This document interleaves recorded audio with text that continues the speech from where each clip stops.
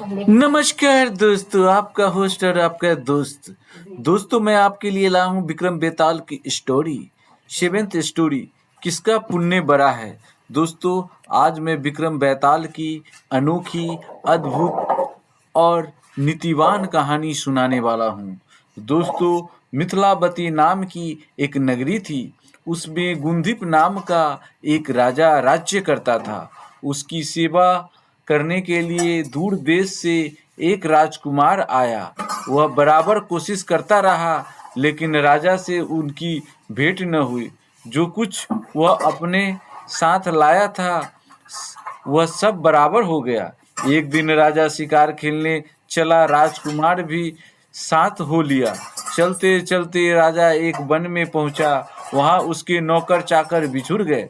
राजा के साथ कोई नहीं था। राजा अकेला, वह राजकुमार रह गया। उसने राजा को रोका।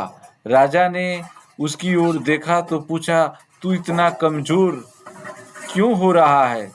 उसने कहा, इसमें मेरे कर्म का दोष है।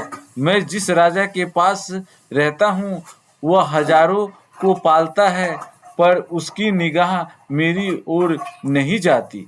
राजन, यह बातें आदमी को हल्का करती है। खोटे नर की प्रीति अर्थात प्रेम, बिना कारण हंसी, स्त्री से विवाद, असज्जन स्वामी की सेवा, गधे की सवारी और बिना संस्कृत की भाषा। और हे राजन, ये 5 चीजें आदमी के पैदा होते ही विधाता उसके भाग्य में लिख देता है।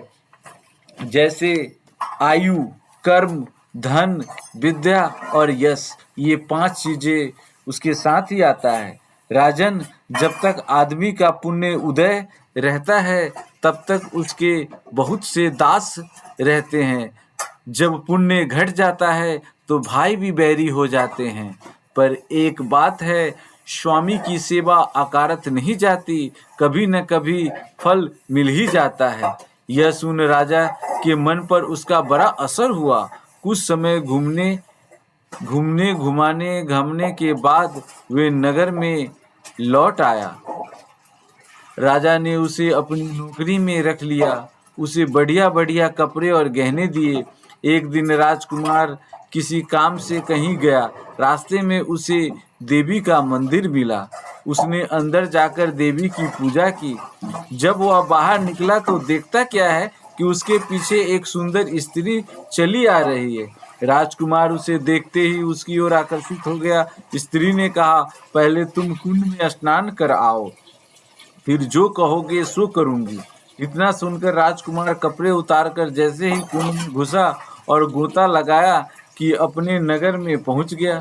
उसने जाकर राजा को सारा हाल कह सुनाया। राजा ने कहा, यह अचरज मुझे भी दिखाओ। दोनों घोड़े पर सवार होकर देवी के मंदिर पर आए।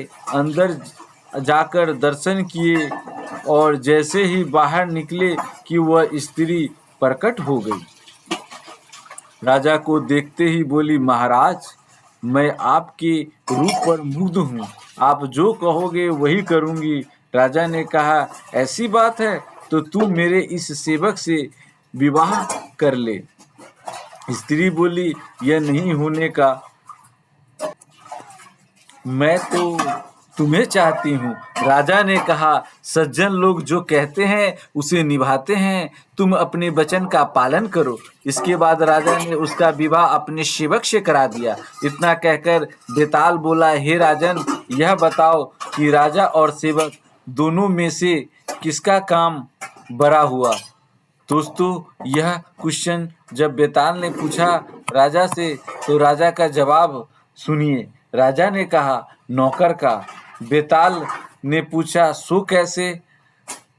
राजा बोला, उपकार करना राजा का तो धर्म ही था, इसलिए उसके उपकार करने में कोई खास बात नहीं हुई। लेकिन जिसका धर्म नहीं था उसने उपकार किया तो उसका काम बढ़कर हुआ। इतना सुनकर बेताल फिर पेड़ पर जा लटका। दोस्तों, यहाँ पे यह कहानी समाप्त होती है और अगली कहानी जब बेताल को फिर से राजा पकड़ते हैं और बांध लेते हैं तब बताया जाता है।